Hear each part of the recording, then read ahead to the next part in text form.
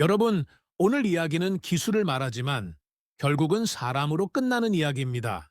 한 나라의 산업이 흔들리면 그 파장은 전쟁터의 한 병사에게까지 닿습니다.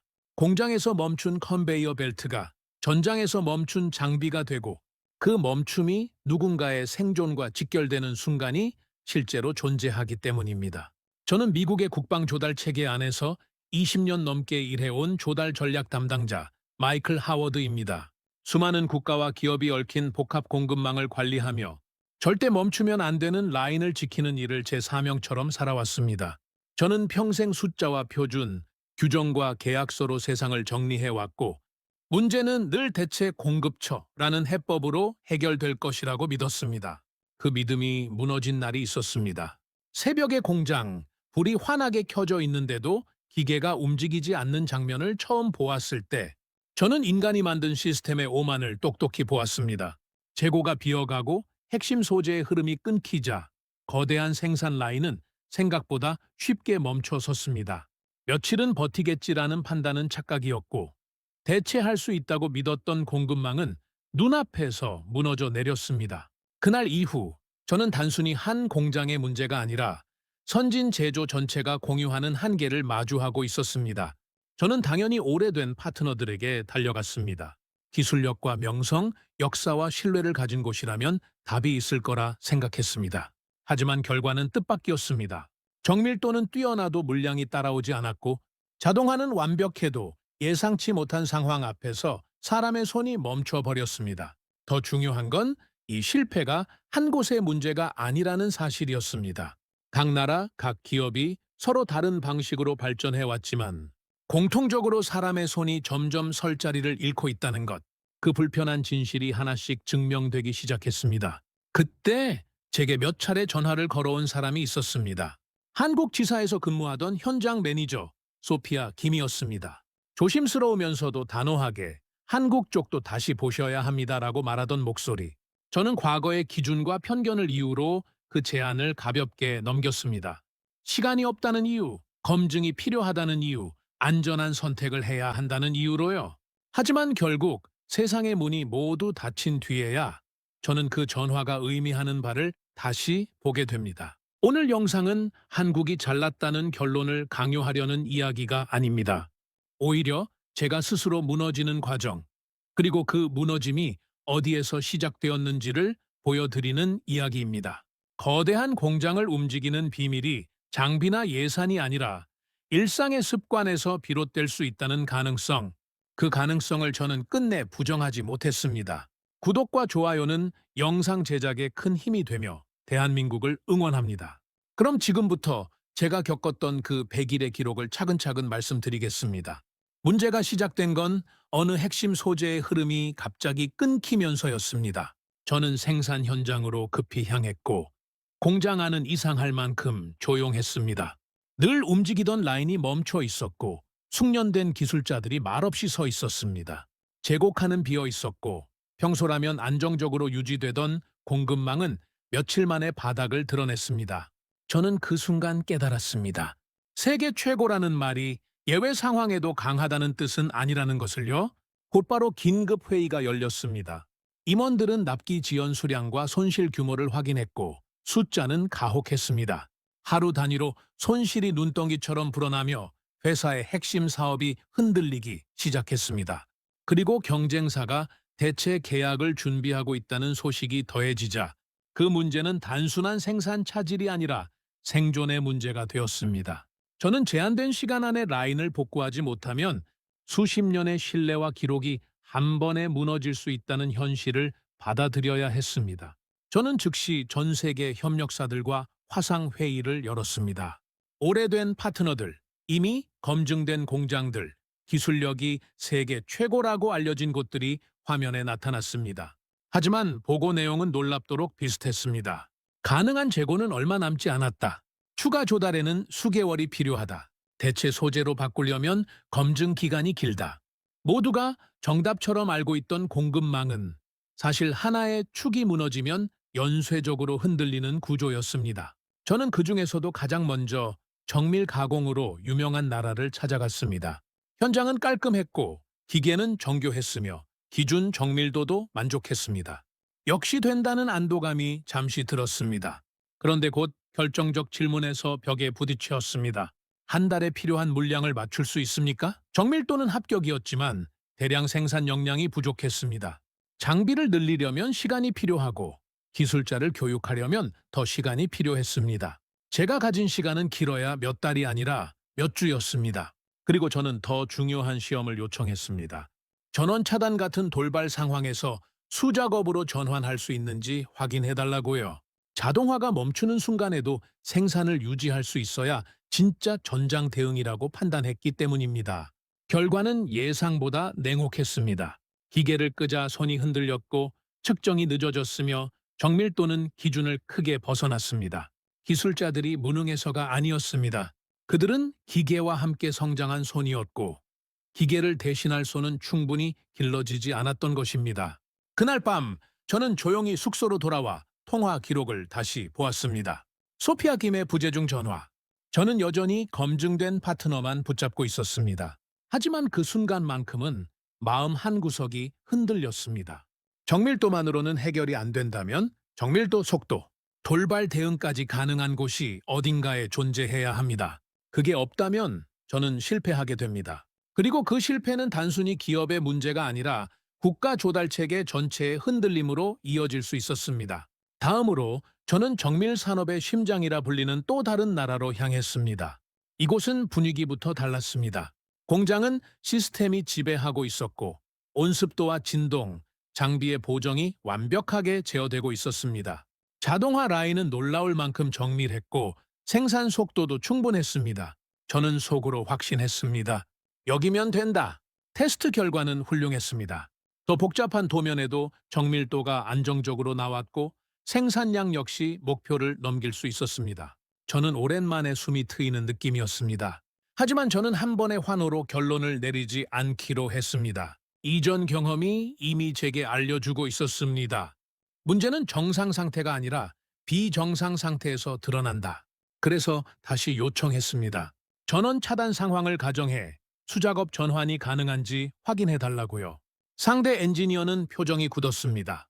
그들은 솔직했습니다. 이 라인에서 그런 전환을 해본 적이 없다. 하지만 저는 부탁했습니다. 전장 환경에서의 돌발 상황은 언제든 발생할 수 있고 그때 사람의 손이 공백을 메우지 못하면 모든 것이 끝날 수 있다고요. 전원이 꺼졌고 공장은 믿기 어려울 정도로 고요해졌습니다. 기술자들은 장비 앞에 섰지만 손은 점점 불안정해졌습니다. 측정이 늦어지고 미세한 조절이 흔들리며 결과는 기준에서 멀어졌습니다. 제가 보고 싶은 건 기계가 멈춰도 유지되는 생산이었는데 이곳은 기계가 멈추면 함께 멈추는 손을 보여주었습니다. 그날 저녁 저는 현지 엔지니어와 대화를 나눴습니다. 그는 담담하게 말했습니다. 요즘 젊은 기술자들은 손으로 깎고 맞추는 경험을 거의 하지 않습니다. 기계가 너무 좋아졌기 때문입니다. 저는 그 말을 들으며 제 고향 공장에서 일하던 아버지 세대가 떠올랐습니다. 그들은 맨손으로 맞추고 감각으로 조절하며 기계가 부족한 자리를 사람이 메웠습니다. 그러나 우리는 발전이라는 이름으로 그 손의 역할을 급격히 줄여왔습니다. 편해지고 빨라졌지만 그만큼 손은 퇴화한 것입니다. 제가 방문한 두 나라에서 공통적으로 확인한 결론은 단순했습니다. 정밀도는 가능하다. 속도도 가능하다.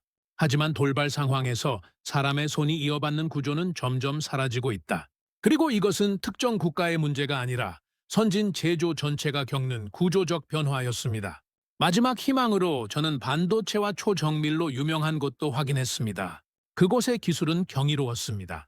하지만 답은 명확했습니다.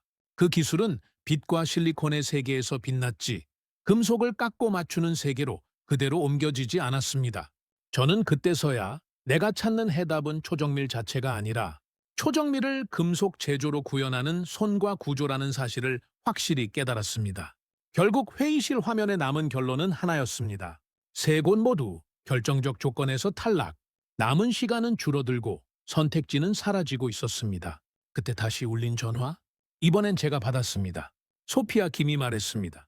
한국 업체를 제가 직접 확인했습니다. 자료를 보내드리겠습니다. 이제 저는 더 이상 고개를 돌릴 수 없었습니다. 자료를 열자마자 저는 눈을 의심했습니다. 정밀도는 기준을 만족했고 생산량은 경쟁국을 넘어섰습니다. 더 놀라운 건 제가 가장 중요하게 보던 항목, 즉 전원 차단 후 수작업 전환에서도 수치가 안정적으로 유지된다는 점이었습니다. 저는 여러 번 다시 읽었습니다. 숫자가 틀렸기를 바랐는지도 모르겠습니다. 왜냐하면 그 결과는 제가 오랫동안 믿어온 편견을 정면으로 부정했기 때문입니다. 저는 즉시 한국으로 향했습니다. 공항에서 만난 소피아 김은 침착했고 이미 준비되어 있었습니다. 목적지로 이동하는 동안 저는 자료 속 업체 이력에 눈이 멈췄습니다. 과거 우리 회사의 협력사 심사에 지원한 기록이 있었고 서류 단계에서 탈락했다고 적혀 있었습니다.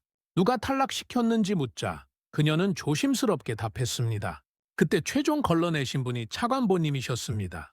그 말이 제 가슴을 찔렀습니다. 저는 수많은 문서 가운데 익숙한 나라와 익숙한 기준만 남기고 낯선 이름들을 위험으로 분류해 왔습니다. 그리고 그 습관이 지금 제 앞에서 부메랑처럼 돌아오고 있었습니다. 저는 스스로 만든 빈칸을 이제 와서 메우러 가는 셈이었습니다.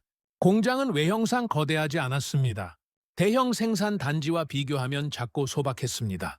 하지만 안으로 들어서는 순간 저는 분위기가 다르다는 걸 느꼈습니다. 자동화 장비가 있는 동시에 수동 장비가 장식이 아니라 실제 운용되고 있었습니다. 기술자들은 두세 개를 오가며 일했고 기계가 멈춰도 손이 자연스럽게 이어받을 수 있게 훈련되어 있었습니다. 저는 지금까지 그런 구조를 본 적이 없었습니다. 테스트는 까다롭게 진행했습니다. 복잡한 금속 부품, 높은 정밀도, 높은 생산량 요구. 결과는 예상보다 빠르게 나왔고 기준을 만족했습니다. 그리고 전원 차단 시뮬레이션에서도 전환 속도는 빠르고 안정적이었습니다. 무엇보다 인상적이었던 건 기술자들의 눈과 손의 움직임이었습니다. 그들은 기계의 도움 없이도 미세한 변수를 조절하고 있었습니다. 손끝, 시선, 청각까지 동원해 가공의 상태를 읽어내는 모습은 마치 공장 전체가 하나의 살아있는 센서처럼 느껴질 정도였습니다. 특히 저는 한 젊은 기술자에게 시선이 오래 머물렀습니다. 경력은 길지 않아 보였는데 수행하는 작업은 고급 공정 수준이었습니다. 어떻게 가능한가요? 라는 질문이 목까지 올라왔지만 저는 말을 아꼈습니다. 그 대신 기술 책임자에게 물었습니다. 그가 미소를 지으며 말했습니다. 부사장님, 말로 하면 잘 안 믿기십니다. 저녁에 직접 느끼시게 해드리겠습니다. 이 나라의 공장에는 단지 장비가 아니라 손의 문화가 살아 있었습니다. 저는 그 사실을 더 확인하고 싶었습니다. 그래서 우리는 조선, 배터리, 민간, 제조 현장까지 이어서 보았습니다. 산업이 다르지만 공통점이 있었습니다. 미세한 정렬과 접합, 반복되는 정밀 조작이 일상적이라는 점입니다. 경쟁이 만든 정밀도, 현장이 만든 손의 감각, 이 연결고리가 점점 선명해지고 있었습니다. 그리고 저는 깨닫기 시작했습니다.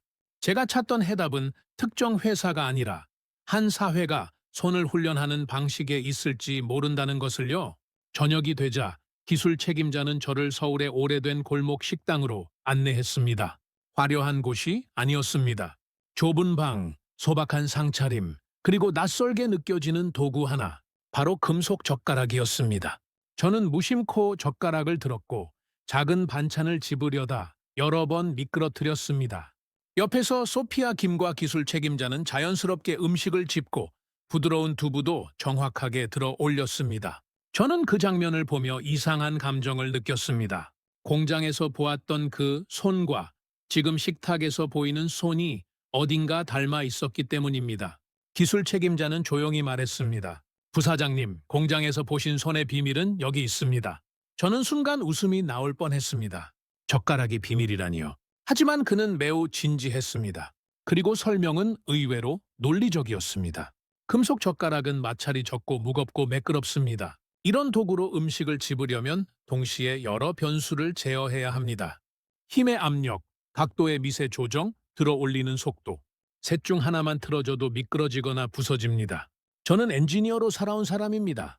그 말을 듣는 순간 제 머릿속에서는 자동으로 계산이 돌아갔습니다. 어린아이가 젓가락을 쓰기 시작하는 나이, 하루 식사 횟수, 한 끼에 집는 동작 수, 그리고 그 반복이 10년, 20년 누적될 때의 총량. 단순한 생활 습관이 아니라 엄청난 횟수의 정밀 근육 제어 훈련이 될 수 있다는 결론이 나왔습니다. 그제야 퍼즐이 맞춰졌습니다. 자동화가 멈췄을 때 손이 흔들렸던 곳들, 정밀도는 뛰어나도 수작업 전환에서 무너졌던 이유, 반면 한국 현장의 젊은 기술자들이 짧은 경력에도 고급 공정을 수행하던 이유, 공장에 들어가기 전부터 손이 이미 훈련되어 있었던 것입니다. 저는 이 결론이 단순한 감동 서사가 되지 않도록 스스로 더 조심하려 했습니다. 젓가락 하나로 모든 것을 설명할 수 있나? 라는 반문도 들었습니다. 하지만 저는 부정할 수 없었습니다.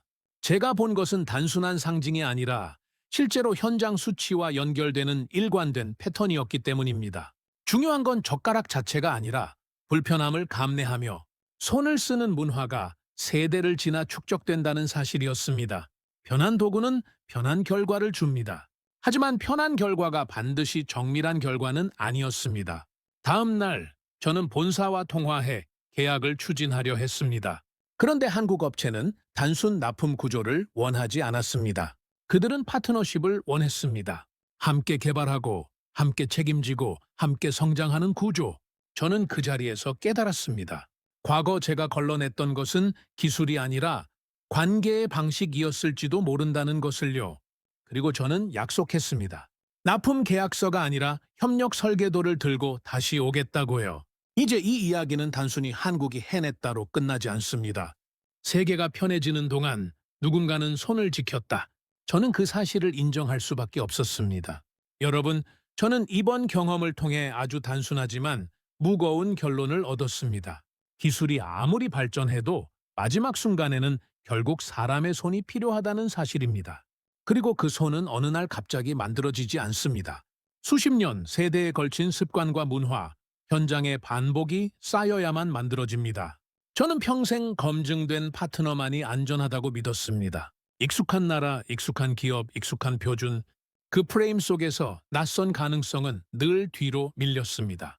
하지만 위기 앞에서 남는 것은 결국 실제 작동하는 능력이었습니다. 자동화가 멈췄을 때도 이어받는 손, 대량 생산을 유지하는 구조, 산업 전반에 퍼진 정밀도의 습관. 저는 그것을 한 곳에서 확인했습니다. 중요한 건 이 이야기가 누군가를 낮추거나 누군가를 과도하게 치켜쓰기 위한 것이 아니라는 점입니다. 오히려 우리가 어떤 방향으로 발전해야 하는지 묻는 이야기입니다. 우리는 편리함을 선택하고 효율을 높이며 눈부신 발전을 이뤄냈습니다. 그 과정에서 인간의 손은 점점 기계 뒤로 물러났습니다. 그 선택이 틀렸다고 단정할 수는 없습니다. 다만 위기의 순간에 어떤 능력이 남는지 우리는 다시 물어야 합니다. 제가 한국에서 본 것은 단지 특정 공장의 성과가 아니었습니다. 산업 현장, 조선과 배터리 같은 다른 분야에서도 공통적으로 드러나는 정밀한 손의 저변이었습니다. 그리고 그 저변은 의외로 거창한 시설이 아니라 일상의 반복 속에서 만들어지고 있었습니다. 저는 그 사실이 충격적이었습니다. 거대한 계약서보다 강한 것은 일상의 누적이라는 것을 처음 체감했기 때문입니다. 그래서 저는 이제 공급망 지도를 다시 그려야 한다고 생각합니다. 빈칸을 채우는 수준이 아니라 기준 자체를 다시 세워야 합니다. 정밀도만 보지 말 것, 속도만 보지 말 것, 평시의 성과만 보지 말 것, 비상시에도 작동하는지, 사람이 이어받을 수 있는지, 그리고 그 손이 사회적으로 유지되는지까지 봐야 한다는 것입니다. 여러분께서 이 영상을 보시며 어떤 결론을 내리실지는 각자의 몫입니다. 다만 한 가지 질문은 남습니다. 우리는 앞으로 더 편해지는 길을 선택할 텐데 그 편리함 속에서도 손을 지킬 방법을 함께 고민할 수 있을까요? 기계는 발전하지만 손은 방치하면 사라집니다. 그리고 손이 사라진 뒤에 다시 되돌리는 일은 생각보다 훨씬 어렵습니다. 오늘 이야기는 제가 오만에서 무릎을 꿇었던 날로 시작했습니다. 그리고 저는 그 무릎 꿇음이 부끄러움만은 아니라고 믿고 싶습니다. 진짜 부끄러움은 끝까지 보지 않으려는 태도이고 진짜 변화는 늦게라도 인정하는 데서 시작된다고 생각합니다. 지금까지 긴 영상 시청해 주셔서 감사합니다. 여러분의 가정에 건강과 행복이 늘 함께하길 대한월드는 기원합니다.